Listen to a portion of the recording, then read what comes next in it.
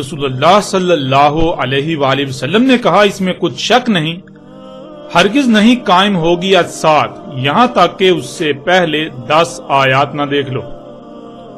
پس رسول اللہ صلی اللہ علیہ وآلہ وسلم نے یاد دلایا دخان اور دجال اور دابا اور سورج کا اس کے مغرب سے طلوع ہونا اور عیسیٰ ابن مریم صلی اللہ علیہ وآلہ وسلم کا اترنا اور یاجوج اور ماجوج اور 3 مقامات پر زمین کا دنسنا، مغرب سے دنسنا اور مشرق سے دنسنا اور جزیرۃ العرب سے دنسنا، اور آخر میں وہ آگ ہے جو نکالی جائے گی یمن سے۔ اس آگ کی طرف انسان ایسے اکٹھے ہوں گے تمہارے اکٹھے کیے جانے کی جگہ جیسے کتے کسی ہڈی پر اکٹھے ہوتے ہیں، یعنی خطہ شام میں دنیا کے لوگ اس آگ پر ایسے اکٹھے ہوں گے جیسے بھوکے کتوں کے سامنے ہڈی پھینکنے سے وہ اس پر اکٹھے ہو جاتے ہیں اور اسے حاصل کرنے کے لیے ایک دوسرے سے لڑتے، چیرتے، پھاڑتے، چیختے اور داڑتے ہیں۔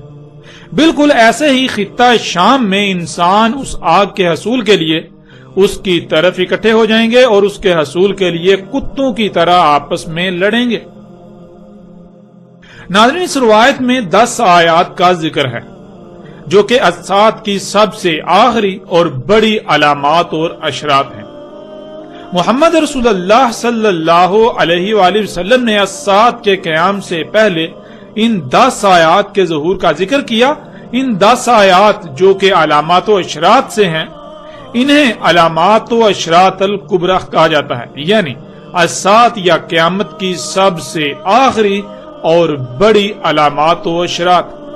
اور محمد رسول اللہ علیہ السلام نے انہی کے بارے میں کہا تھا کہ جب ان میں سے پہلی کا ظہور ہوگا تو یہ تمام کی تمام یکے بعد دیگر ایسے ظاہر ہوں گی جیسے کسی موتیوں کے ہار کا داغا ٹوٹ جانے سے موتی دڑا دڑ گرتے ہیں۔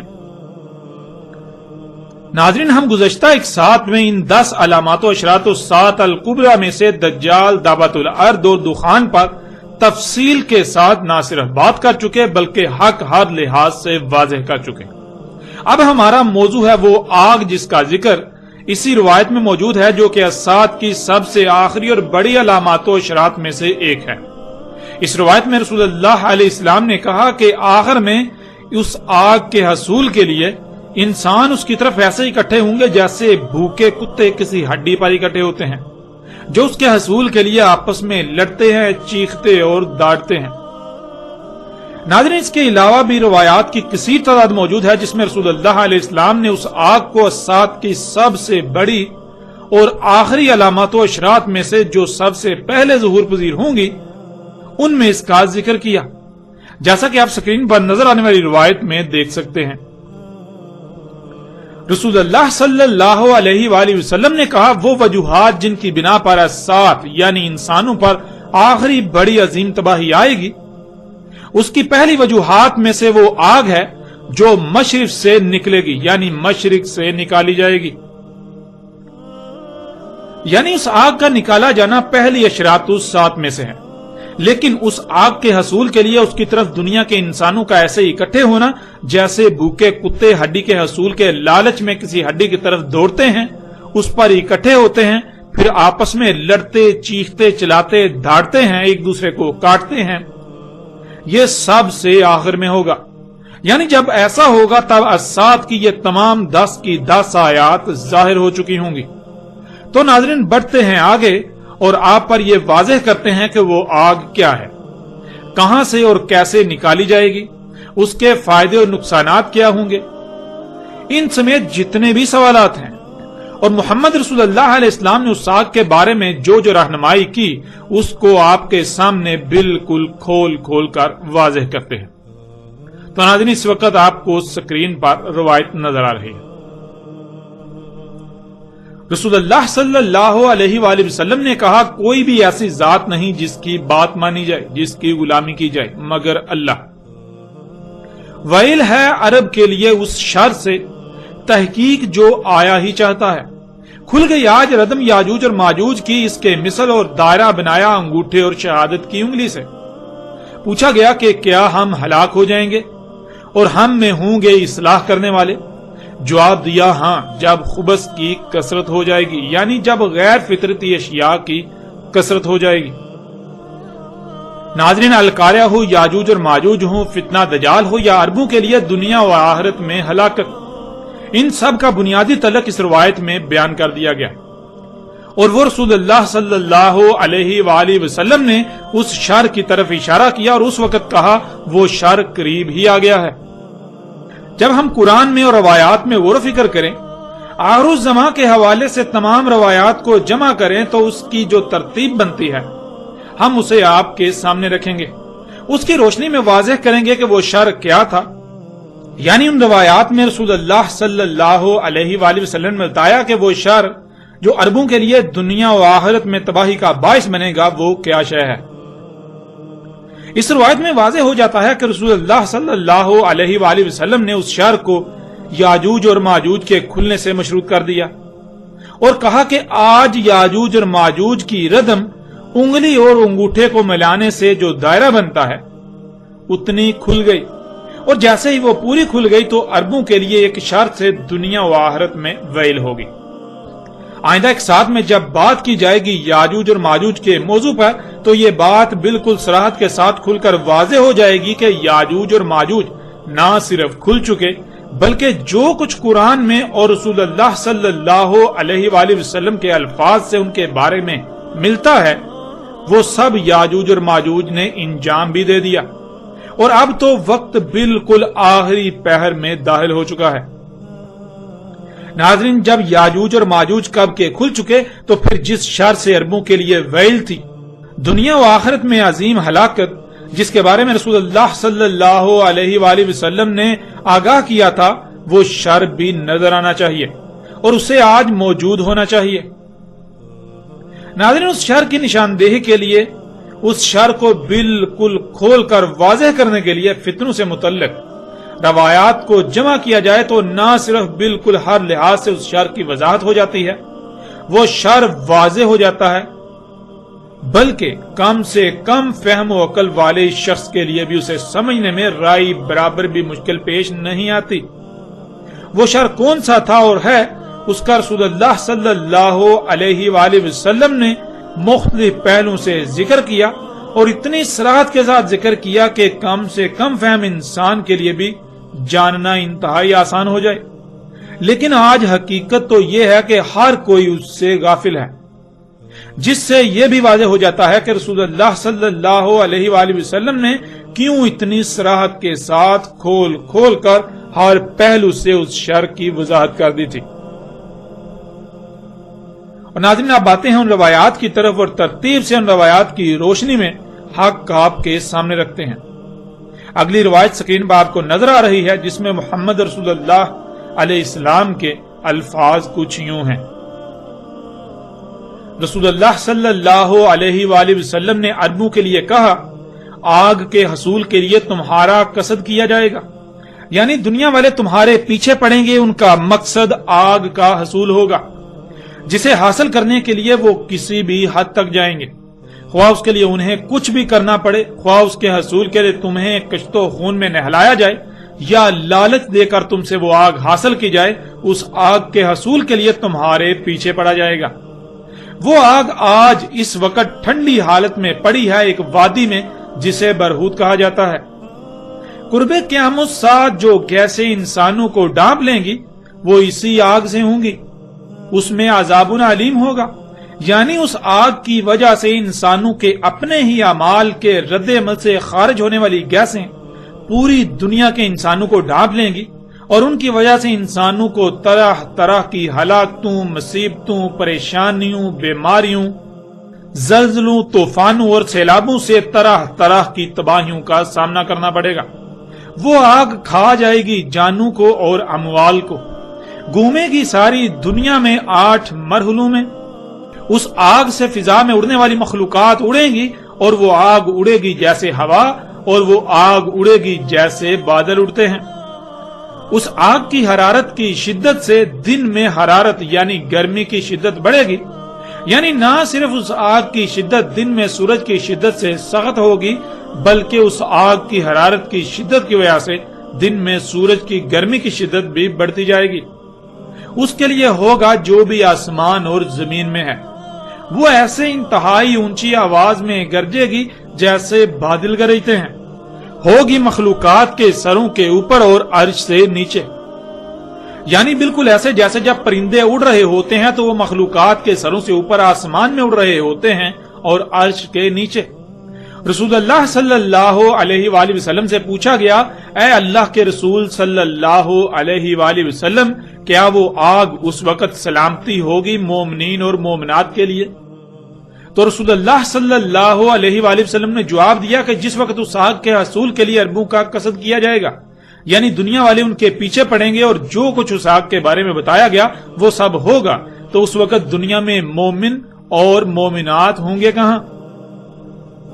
اس وقت تو مومنون اور مومنات یعنی ایسے لوگ جو اللہ کی دعوت کو تسلیم کر کے اسی طرح اس پر عمل کریں، وہ کہاں ہوں گے؟ اس وقت ایسے لوگ ہوں گے ہی نہیں جو اللہ کے قانون میں مومن ہوں۔ اس وقت وہ لوگ جو خود کو مومنون اور مومنات سمجھ اور کہلا رہے ہوں گے وہ انتہائی برے ہوں گے، وہ گدھوں سے بھی برے ہوں گے۔ وہ اس طرح رستوں میں جنسی حاجات کو پورا کریں گے جیسے جانور رستوں چوراہوں میں جنسی حاجات کو پورا کرتے ہیں، اور ان میں کوئی شخص ایسا نہیں ہوگا کہ جو انہیں کہے کہ نہ کرو نہ کرو۔ ناظرین، وہ شر جس سے عربوں کے لیے دنیا و آخرت میں ہلاکت ہے، وہ شر کیا ہے؟ اس کی محمد رسول اللہ علیہ السلام نے بہت ہی صراحت کے ساتھ اور غیر معمولی طریقے سے وضاحت کر دی۔ رسول اللہ صلی اللہ علیہ وآلہ وسلم نے کہا، وہ شر آگ ہے جس کے حصول کے لیے انسان تمہارا یعنی عربوں کا قصد کریں گے، اس آگ کے حصول کے لیے تمہارے پیچھے پڑ جائیں گے، وہ تم سے اس آگ کے حصول کے لیے کسی بھی حد تک جانے سے گریز نہیں کریں گے۔ جہاں مال و دولت سمیت مختلف لالچ دے کر تم سے وہ آگ حاصل کریں گے، تو وہیں اگر یہ حربہ کارگر ثابت نہ ہوا تو خواہ تم تباہ و برباد ہو جاؤ، تمہیں کشت و خون میں نہلا دیا جائے، وہ کسی بھی صورت وہ آگ تم سے حاصل کر کے ہی رہیں گے۔ اور پھر ناظرین، محمد رسول اللہ علیہ السلام نے انتہائی چونکا دینے والی بات کہی۔ اس وقت کہا کہ آج کے وقت وہ آگ وادی برہوت میں ٹھنڈی حالت میں پڑی ہے۔ اور پھر ناظرین، وادی برہوت کیا ہے؟ اس کی وضاحت بھی روایات سے مل جاتی ہے۔ ایک روایت میں بالکل واضح کر دیا گیا کہ وادی برہوت وادی حضر موت کو کہا جاتا ہے، جیسا کہ روایت آپ کو سکرین پر نظر آ رہی ہے۔ وادی حضر موت کو وادی برہوت کہا جاتا ہے۔ ناظرین، اس کے علاوہ بھی محمد رسول اللہ علیہ السلام نے مختلف مقامات کا ذکر کیا جہاں وہ آگ موجود ہے اور وہاں سے نکالی جائے گی، یہاں تک کہ کیسے نکالی جائے گی اس کی بھی چونکا دینے والی تفصیلات بتا دی۔ جیسے ہی ہم آگے بڑھیں گے تو ایسی تمام روایات بھی آپ کے سامنے آئیں گی، لیکن یہاں سوال یہ پیدا ہوتا ہے کہ کیا ناظرین آج ایسی آگ اپنا وجود رکھتی ہے جو محمد رسول اللہ علیہ السلام کے وقت زمین میں ٹھنڈی پڑی تھی اور آج انسانوں کو حاصل ہو چکی؟ کیا آج ایسی آگ موجود ہے؟ کیا آج ایسی آگ موجود ہے جس کے حصول کے لیے کچھ قومیں عربوں کا قصد کر رہی ہیں، یعنی اس آگ کے حصول کے لیے عربوں کے پیچھے پڑی ہوئی ہیں اور کسی بھی صورت اس آگ کو حاصل کرنے سے گریز نہیں کر رہی؟ کہ آج کوئی ایسی آگ موجود ہے جس کے حصول کے لیے غیر عرب قومیں عربوں کو مختلف لالچ دے کر، مال و دولت سے اور طرح طرح کے لالچ دے کر ان سے وہ آگ حاصل کر رہی ہیں؟ کیا آج کوئی ایسی آگ موجود ہے جس کے حصول کے لیے عرب دنیا کو کشت و خون میں نہلایا جا رہا ہے؟ ناظرین، جب غور کریں تو دہلا دینے والے حقائق آج پوری دنیا کے سامنے ہیں۔ ہاں، واقعتاً آج ایسی آگ موجود ہے جو محمد رسول اللہ علیہ السلام کے وقت زمین کی گہرائیوں میں ٹھنڈی حالت میں پڑی تھی اور آج نکالی جا رہی ہے، اور وہ آگ ہے خام تیل۔ ناظرین، کون نہیں جانتا کہ خام تیل تو حقیقت میں آگ ہے جو زمین میں ٹھنڈی حالت میں موجود ہے۔ آج اس آگ کے حصول کے لیے غیر عرب قومیں عرب دنیا کا قصد کیے ہوئے ہیں، ان کے پیچھے پڑی ہوئی ہیں اور ان سے اس آگ کے حصول کے لیے کسی بھی حد تک جانے سے گریز نہیں کر رہی۔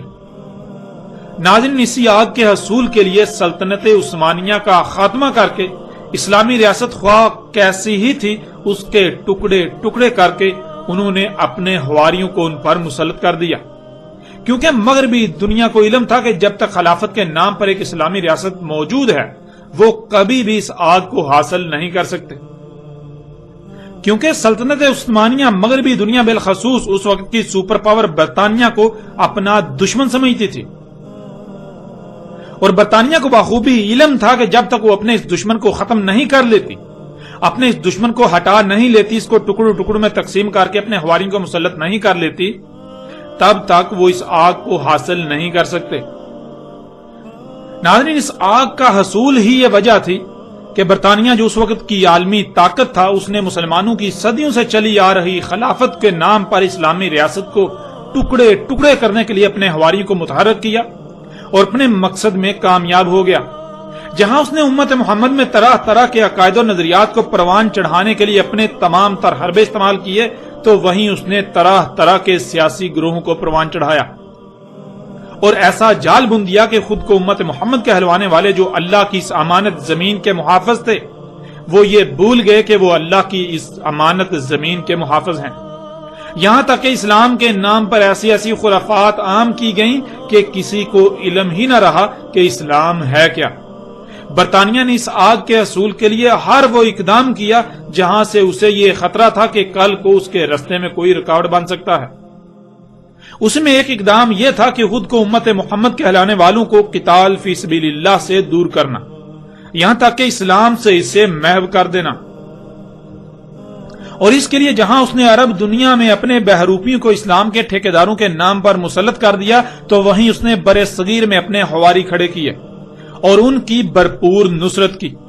انہی میں ایک مرزا غلام احمد قادیانی، اللہ کا رسول مسیح عیسیٰ ابن مریم ہونے کا دعوے دار بھی تھا، جو اللہ کے قانون میں بدترین مشرک اور اپنے دعوے میں سخت ترین جھوٹا اور اللہ کا دشمن تھا۔ آئندہ ایک ساتھ میں اسی موضوع کے تحت ایسے دلائل کے ساتھ بات ہوگی کہ دنیا قادیان منہ چھپانے کے قابل بھی نہ رہے گی۔ مرزا غلام احمد قادیانی کذاب کی حقیقت ہر لحاظ سے کھل کھل کر واضح ہو جائے گی، جسے دنیا قادیان چاہ کر بھی غلط ثابت نہیں کر سکے گی، اور دنیا قادیان اپنا منہ چھپانے کے قابل بھی نہیں رہے گی۔ ناظرین، اسی آگ کے حصول کے لیے مغربی دنیا نے ہر طرح کے حربے استعمال کیے اور آج بھی کر رہے ہیں۔ مثلا آپ آج اپنی آنکھوں سے دیکھ سکتے ہیں کہ اگر اسے اس آگ کے حصول کے لیے مال و دولت اور عیاشیوں کا لالچ عرب دنیا کے لیے کارگر ثابت ہو رہا ہے تو وہ ایسا ہی کر رہے ہیں۔ آپ سعودی عرب، متحدہ عرب امارات، قطر، بحرین سمیت عرب دنیا کو دیکھ سکتے ہیں، ان پر وہ اپنے انعامات کی بارش کر رہے ہیں۔ اور ناظرین، اس سے بھی بڑھ کر حیران کن بات تو یہ ہے، اور یہ اٹل حقیقت ہے، کہ ان تمام عرب ریاستوں کی حفاظت کی ذمہ داری آج امریکہ کی سرپرستی میں مغربی دنیا کے ذمہ ہے۔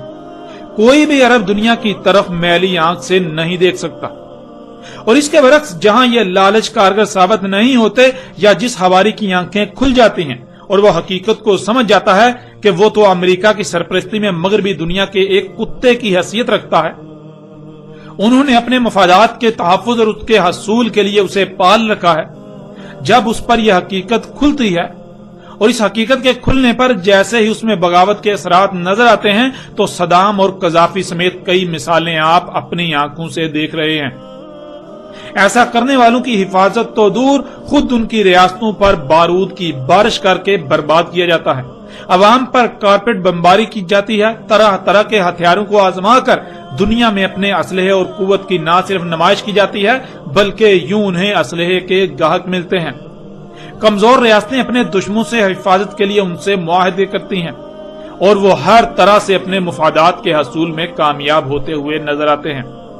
اور ناظرین، جہاں معاملات اس سے بھی زیادہ گمبھیر ہوں تو آج آپ یمن، شام، لیبیا، عراق سمیت باقی ایسی عرب ریاستوں کو دیکھ سکتے ہیں کہ وہاں کس قدر کچھ تو خون کیا جا رہا ہے۔ تو ناظرین، آج یہ حقیقت آپ اپنی آنکھوں سے دیکھ رہے ہیں۔ محمد علیہ السلام نے کہا تھا کہ تمہارا قصد کیا جائے گا اس آگ کے لیے جو آج اس وقت ٹھنڈی پڑی ہوئی ہے، تو کیا آج اسی آگ کے لیے قصد نہیں کیا جا رہا؟ کہ آج اسی آگ کے حصول کے لیے مغربی دنیا عربوں کے پیچھے نہیں پڑی ہوئی اور اس آگ کے حصول کے لیے کسی بھی حد تک نہیں جا رہی؟ حقیقت ہر لحاظ سے آپ کے سامنے ہے۔ کون نہیں جانتا آج عرب دنیا میں جو کچھ بھی ہو رہا ہے یہ سب اسی آگ کے حصول کی خاطر ہو رہا ہے جسے آج خام تیل کا نام دیا جاتا ہے۔ پھر ناظرین، محمد رسول اللہ علیہ السلام نے اس آگ کی پہچان کے لیے جو رہنمائی کی، اس آگ کی پہچان کے لیے جو الفاظ استعمال کیے، وہ بھی انتہائی حیران کن اور چونکا دینے والے ہیں۔ جیسا کہ محمد رسول اللہ علیہ السلام نے کہا تھا، قیامت الساعۃ کی اشراط میں سے ایک شرط دخان، یعنی جو گیسیں انسانوں کو ڈانپ لیں گی وہ اسی آگ سے ہوں گی، اس میں عذاب علیم ہوگا۔ یعنی اس آگ کی وجہ سے انسانوں کے اپنے ہی اعمال کے رد عمل سے خارج ہونے والی گیسیں پوری دنیا کے انسانوں کو ڈانپ لیں گی، اور ان کی وجہ سے انسانوں کو طرح طرح کی ہلاکتوں، مصیبتوں، پریشانیوں، بیماریوں، زلزلوں، طوفانوں اور سیلابوں سے طرح طرح کی تباہیوں کا سامنا کرنا پڑے گا۔ اور ناظرین، کیا دخان کے موضوع پر گزشتہ ایک ساتھ میں یہ سب واضح نہیں ہو چکا؟ ذرا غور تو کریں، ان دخان یعنی آج جو گیسیں پوری دنیا کی فضا میں بھر چکی ہیں، ان کی بنیاد کیا ہے؟ کیا ان کی بنیاد یہی آگ خام تیل نہیں ہے؟ بالکل، ان کی بنیاد یہی آگ خام تیل ہے۔ دخان اسی آگ سے ہیں۔ دعوت الارض انسان کے اپنے ہی ہاتھوں سے اللہ کے مقابلے پر خلق کردہ سواری کے ذرائع جو تیر کر، رینگ کر، چل کر اور اڑ کر حرکت کر رہے ہیں، جو پوری دنیا میں آج دندناتے پھر رہے ہیں، اور جس ایندھن کے جلنے سے یہ طرح طرح کی گیسیں خارج کرتے ہیں، وہ جس ایندھن سے چلتے ہیں وہ ایندھن مختلف اقسام کا پیٹرول ہو یا ڈیزل یا پھر کیروسین یعنی مٹی کا تیل، یہ سب کا سب خام تیل سے ہی اخذ کیا جا رہا ہے۔ کارخانے جس ایندھن سے چلتے ہیں وہ اسی خام تیل سے اخذ کیا جا رہا ہے۔ ان کے علاوہ جہاں جہاں سے بھی یہ گیسیں خارج ہو رہی ہیں، ان کی بنیاد یہی خام تیل ہے، یعنی وہ آگ جس کا ذکر آج سے 14 صدیاں قبل محمد رسول اللہ علیہ السلام نے کیا تھا۔ اس وقت محمد رسول اللہ علیہ السلام نے کہا تھا کہ آج وہ آگ زمین کی گہرائیوں میں ٹھنڈی حالت میں پڑی ہے۔ پھر ناظرین، محمد رسول اللہ علیہ السلام نے کہا تھا وہ آگ کھا جائے گی جانوں کو اور اموال کو۔ ناظرین غور کریں، کیا آج یہی آگ پوری دنیا میں جانوں اور اموال کو نہیں کھا رہی؟ ذرا غور تو کریں، آج دنیا میں ہونے والی تمام کی تمام جنگیں کیا اسی وجہ سے نہیں ہو رہی؟ ان کی وجہ یہی آگ نہیں ہے، جن میں لاکھوں نہیں کروڑوں جانوں کا نقصان ہو رہا ہے اور شہروں کے شہر کھنڈرات میں بدل رہے ہیں۔ اس کے علاوہ زمین سے اس آگ کے نکالے جانے کی وجہ سے زمین کھوکھلی ہو رہی ہے، جس سے زمین جگہ جگہ سے دنس رہی ہے۔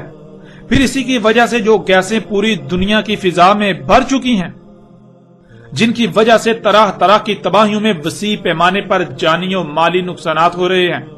پھر جن مشینوں سے پہاڑوں کو کاٹا جا رہا ہے، ان کی بنیاد بھی کیا یہی آگ نہیں ہے؟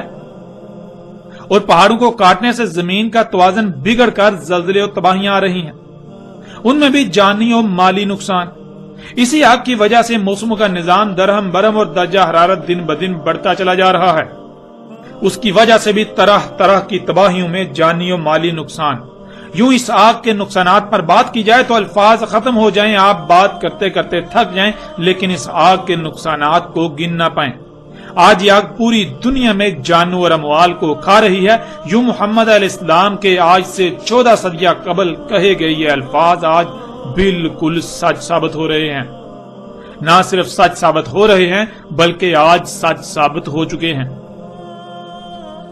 اسی آگ کی وجہ سے آج موسموں کا نظام، فضاؤں کا نظام درہم برہم ہو چکا۔ درجہ حرارت دن بدن بڑھتا چلا جا رہا ہے، جس سے گلیشیئر پگھلتے جا رہے ہیں۔ پھر آہستہ آہستہ زمین پر تمام پانی بخارات بن کر اٹھ جائے گا۔ زمین کا درجہ حرارت دن بدن بڑھنے سے یہ جہنم بن جائے گی، وہی جہنم جس کا آپ سے وعدہ کیا گیا۔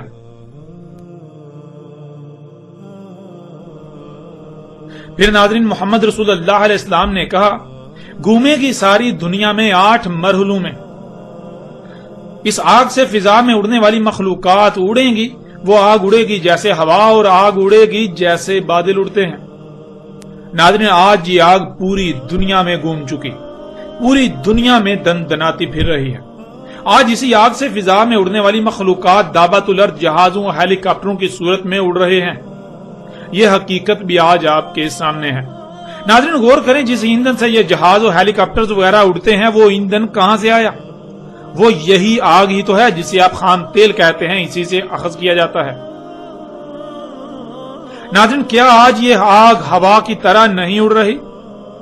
آج آپ پوری دنیا کی فضا کو دیکھیں، وہ اسی آگ سے بری ہوئی ہے۔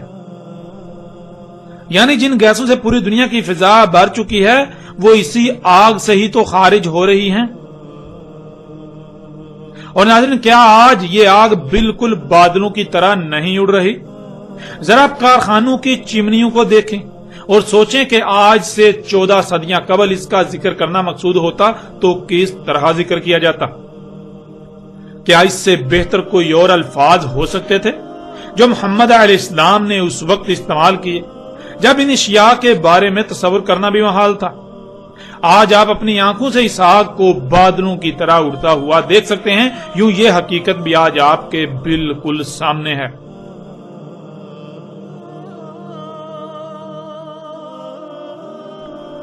پھر ناظرین محمد علیہ السلام نے کہا اس آگ کی حرارت کی شدت سے دن میں حرارت یعنی گرمی کی شدت بڑھے گی، یعنی نہ صرف اس آگ کی شدت دن میں سورج کی شدت سے سخت ہوگی بلکہ اس آگ کی حرارت کی شدت کی وجہ سے دن میں سورج کی گرمی کی شدت بھی بڑھتی جائے گی۔ تو ناظرین ذرا غور کریں، کیا آج اسی آگ خام تیل سے خارج ہونے والی گیسوں کی وجہ سے درجہ حرارت دن بدن نہیں بڑھ رہا؟ کیا آج اسی کی وجہ سے آسمان میں سوراخ نہیں ہو چکا جس کی وجہ سے سورج سے خارج ہونے والی خطرناک ترین لہریں زمین پر آ رہی ہیں؟ اور نہ صرف درجہ حرارت کی شدت میں اضافہ ہوتا چلا جا رہا ہے بلکہ موسموں میں غیر معمولی تغیر و تبدل جس کی وجہ سے زمین پر تمام مخلوقات کو طرح طرح کی تباہی اور نقصانات کا سامنا کرنا پڑ رہا ہے۔ یوں ناظرین یہ حقیقت بھی آج آپ کے سامنے ہے، اور آج آپ اپنے اخبارات کو ٹٹولیے، آپ کو جگہ جگہ یہ خبریں ملیں گی کہ آج جو دنیا میں درجہ حرارت بڑھتا ہی چلا جا رہا ہے اس کی بنیادی وجہ یہی آگ ہے۔ اسی آگ سے خارج ہونے والی طرح طرح کی زہریلی گیسیں جو آپ کے کارخانوں، آپ کی گاڑیوں وغیرہ سے خارج ہو رہی ہیں۔ پھر آگے محمد رسول اللہ علیہ السلام نے کہا اس کے لیے ہوگا جو بھی آسمان اور زمین میں ہے وہ ایسے انتہائی اونچی آواز میں گرجے گی جیسے بادل گرجتے ہیں، ہوگی مخلوقات کے سروں کے اوپر اور عرش سے نیچے، یعنی بالکل ایسے کہ جب پرندے اڑ رہے ہوتے ہیں تو وہ مخلوقات کے سروں سے اوپر ہوتے ہیں اور آسمان میں اور عرش کے نیچے۔ ناظرین ذرا غور تو کریں، آج یہ آگ پرندوں کی طرح مخلوقات کے سروں سے اوپر اور عرش کے نیچے جہازوں اور ہیلی کاپٹروں کی صورت میں اڑتے ہوئے ایسی زوردار اور گرجدار آواز پیدا نہیں کر رہی جو بادلوں کے گرجنے سے پیدا ہوتی ہے۔ آپ ہیلی کاپٹر اور جہازوں کی آوازوں کو سنیں اور پھر آپ سے وہی سوال کہ اگر آج سے 14 صدیاں قبل اس کا ذکر کرنا مقصود ہوتا تو کیا اس سے احسن کوئی اور مشابہت ہو سکتی تھی؟ کیا اس سے احسن کوئی اور الفاظ ہو سکتے تھے؟ بالکل ایسی ہی آواز جیسے بادل گرجتے ہیں۔ یوں یہ حقیقت بھی آج آپ کے سامنے ہے۔ اب ناظرین آگے محمد رسول اللہ علیہ السلام کے انتہائی چونکا دینے والے اور دہلا کر رکھ دینے والے الفاظ ہیں۔ جب محمد رسول اللہ علیہ السلام اس آگ کے بارے میں یہ سب کھول کھول کر بتا چکے تو سامنے موجود اصحاب رسول علیہ السلام کو اس وقت کی سنگینی کا شدت سے احساس ہوا کہ ایسے سخت ترین وقت میں کس طرح محفوظ رہا جا سکتا ہے، کیسے ممکن ہو سکتا ہے۔ تو اسی خدشے کے پیش نظر انہوں نے رسول اللہ علیہ السلام سے پوچھا اور پھر رسول اللہ علیہ السلام نے کیا جواب دیا یہ بھی آپ کے سامنے ہے۔ رسول اللہ صلی اللہ علیہ وآلہ وسلم سے پوچھا گیا، اے اللہ کے رسول صلی اللہ علیہ وآلہ وسلم، کیا وہ آگ اس وقت سلامتی ہوگی مومنین اور مومنات کے لیے؟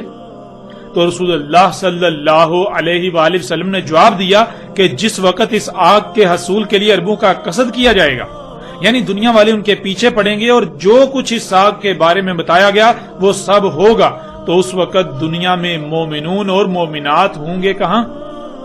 اس وقت تو مومنون اور مومنات یعنی ایسے لوگ جو اللہ کی دعوت کو تسلیم کرتے اس دعوت کو تسلیم کر کے اس پر اسی طرح عمل کرتے، وہ ہوں گے ہی کہاں؟ اس وقت تو ایسے لوگ ہوں گے ہی نہیں، یعنی اس وقت تو کوئی مومن ہوگا ہی نہیں، اس وقت ایسے لوگ ہوں گے ہی نہیں جو اللہ کے قانون میں مومن ہوں۔ اس وقت وہ لوگ جو خود کو مومنون اور مومنات سمجھ اور کہلا رہے ہوں گے وہ انتہائی برے ہوں گے، وہ گدھوں سے بھی برے ہوں گے، وہ ایسے رستوں میں جنسی حاجات کو پورا کریں گے جیسے جانور رستوں میں جنسی حاجات کو پورا کرتے ہیں، اور ان میں کوئی شخص ایسا نہیں ہوگا جو انہیں کہے کہ نہ کرو نہ کرو۔ ناظرین، آج جب یہ بات روز روشن کی طرح عیاں ہو چکی کہ یہی وہ آگ ہے جس کا ذکر آج سے 14 صدیاں قبل محمد رسول اللہ علیہ السلام نے کیا تھا، جسے آج خام تیل کہا جاتا ہے، اور وہ سب بھی ہو چکا اور ہو رہا ہے جس کا ذکر محمد رسول اللہ علیہ السلام نے کیا تھا، اور پھر یہ کہا اس وقت کوئی مومن ہوگا ہی نہیں۔ لیکن ناظرین، سوال تو یہ پیدا ہوتا ہے کہ جب آج وہی وقت ہے اور محمد رسول اللہ علیہ السلام کے بقول آج کوئی مومن ہونا ہی نہیں تھا، تو پھر آج وہ لوگ جو 2 ارب کے قریب ہیں وہ کس بنیاد پر مومن ہونے کے دعوے دار بنے ہوئے ہیں؟ ناظرین، یہ حقائق بہت تلخ ہیں۔ اگر یہ لوگ اللہ کے قانون میں مومن ہے تو اس کا مطلب ہے کہ محمد علیہ السلام جھوٹے تھے، اور ایسا تو ہو ہی نہیں سکتا کہ محمد علیہ السلام جھوٹے اور یہ لوگ سچے ہوں، کیونکہ محمد علیہ السلام کی سچائی کا اس سے بڑھ کر اور کیا ثبوت ہو سکتا ہے کہ جو کچھ انہوں نے آج سے 14 صدیاں قبل کہا آج عین اسی طرح ہو رہا ہے۔ یہ الفاظ محمد علیہ السلام کے الفاظ نہیں تھے، بلکہ محمد علیہ السلام کی زبان میں اس وقت اللہ بول رہا تھا۔ اس وقت اللہ سبحانہ و تعالی محمد علیہ السلام کی صورت میں انسانوں سے کلام کر رہا تھا، تو اللہ کے الفاظ، اللہ کی بات کیسے جھوٹ ہو سکتی ہے، کیسے غلط ہو سکتی ہے؟ تو پھر ناظرین، بالکل صاف ظاہر ہے محمد علیہ السلام سچے تھے، اور ان کے قول کے عین مطابق آج مومن ہونے کے دعوے دار مومن نہیں ہیں بلکہ بدترین مشرک ہیں۔ ان کی مثال بھی گزشتہ امتوں کی سی ہے۔ ہند میں بسنے والی بت پرست قوم جو گزشتہ 5000 سال سے خود کو مومن ہی سمجھ رہی ہے، وہ ایشور یعنی اللہ کے چہیتے ہیں۔ یہی حال بدھ مذہب عقائد کے حامل لوگوں کا ہے، یہی حال یہود کا ہے۔ وہ آج بھی یہی کہتے ہیں کہ صرف اور صرف وہی اللہ کے چہیتے ہیں، وہی حق پر ہیں، وہی جنت میں جائیں گے، ان کے علاوہ باقی سب کافر ہیں، وہ جہنم میں جائیں گے۔ یہی حال نصارہ کا ہے، اور جو روش انسانوں کی چلتی آئی اسی کو موجودہ امت نے بھی برقرار رکھا۔ اللہ کے قانون میں یہ بدترین مشرک ثابت ہو چکے ہیں، لیکن یہ بھی گزشتہ امتوں کی طرح خود کو زبردستی مومن منوانے پر ڈٹے ہوئے ہیں۔ ناظرین، مومن تو اللہ کا اسم ہے۔ مومن کہتے ہیں جو بھی کہا گیا، جیسے کہا گیا، فوراً نہ صرف اسے دل سے بغیر کسی قرات کے تسلیم کرنا بلکہ اپنے عمل سے اس کی تصدیق کرنا۔ تو آج جو خود کے مومن ہونے کے دعوے دار ہیں، ذرا وہ اپنے گریبان میں جھانکیں، کیا وہ فرقہ در فرقہ تقسیم نہیں ہو چکے؟ کیا اللہ نے انہیں یہ حکم دیا تھا، یا اللہ نے الٹا اس سے سختی کے ساتھ منع کیا کہ فرقوں میں تقسیم مت ہونا؟ لیکن حقیقت آج آپ کے سامنے ہے۔ اللہ نے حلال طیب رزق کا حکم دیا، لیکن آج خود کو مومن کہلانے والوں کو نہ حلال کا علم نہ ہی طیب کا۔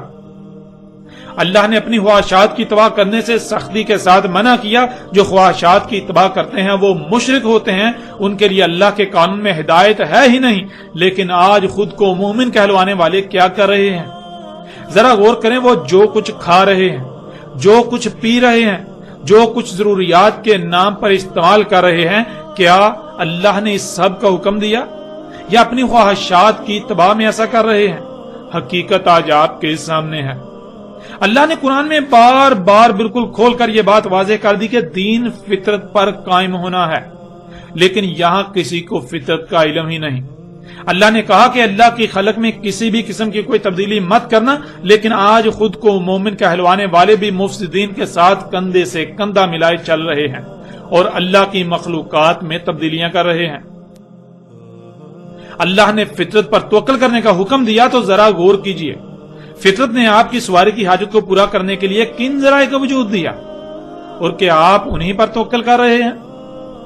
فطرت نے تو گھوڑے، گدھے، خچر اور اونٹ کو اس مقصد کے لیے وجود دیا، لیکن آپ تو اس کے برعکس مصنوعی ذرائع پر توکل کر رہے ہیں، اور وہ بھی ان کے خلق کردہ جن کو دن رات کافر کافر کہتے ہوئے تھکتے نہیں۔ یعنی اللہ کافروں پر تو راضی، ان پر انعامات کی بارش کر رہا ہے اور اپنے غلاموں کو، مومنوں کو بھول چکا ہے۔ ذرا غور کریں اپنے اعمال میں، غور کریں کہ آپ مومن ثابت ہوتے ہیں یا پھر بدترین مشرک۔ ناظرین، حقیقت بہت تلخ ہے، اسے تسلیم کرنا آپ اپنی توہین سمجھیں گے، لیکن یاد رکھیں عنقریب آپ تسلیم کریں گے، لیکن تب کوئی فائدہ نہیں ہوگا۔ آج وقت ہے اپنی آنکھیں کھول لیجئے، ورنہ عذاب آپ کے سر پر آ چکا ہے۔ غور کریں یہ سب آج ہی آپ پر واضح کیوں کیا جا رہا ہے؟ آج سے پہلے ایسا کیوں نہ ہوا؟ ذرا غور کریں، اس سے پہلے کہ وقت ختم ہو جائے۔ اور پھر یہ بھی آج آپ اپنی آنکھوں سے دیکھ رہے ہیں، خود کو مومن کہلوانے والے بے حیائی اور فحاشی میں کس قدر بڑھ چکے ہیں۔ محمد رسول اللہ علیہ السلام کے یہ الفاظ بھی آج بالکل سچ ثابت ہو چکے ہیں۔ خود کو مومن کہلوانے والے بے حیائی اور فحاشی میں گدھوں سے بدتر ہو چکے ہیں۔ جانوروں کی طرح رستوں میں اپنی جنسی حاجات کو پورا کر رہے ہیں، اور کوئی بھی ایسا نہیں جنہیں اختیار دیا گیا کہ وہ اختیار کے باوجود انہیں روکے۔ یہ تمام تر حقائق آج آپ کے سامنے ہیں۔ تو ناظرین، وہ آگ کیا ہے؟ یہ حقیقت بالکل کھل کر واضح ہو چکی۔ بڑھتے ہیں آگے اور دیکھتے ہیں کہ محمد رسول اللہ علیہ السلام نے اس آگ کے بارے میں مزید کیا کہا۔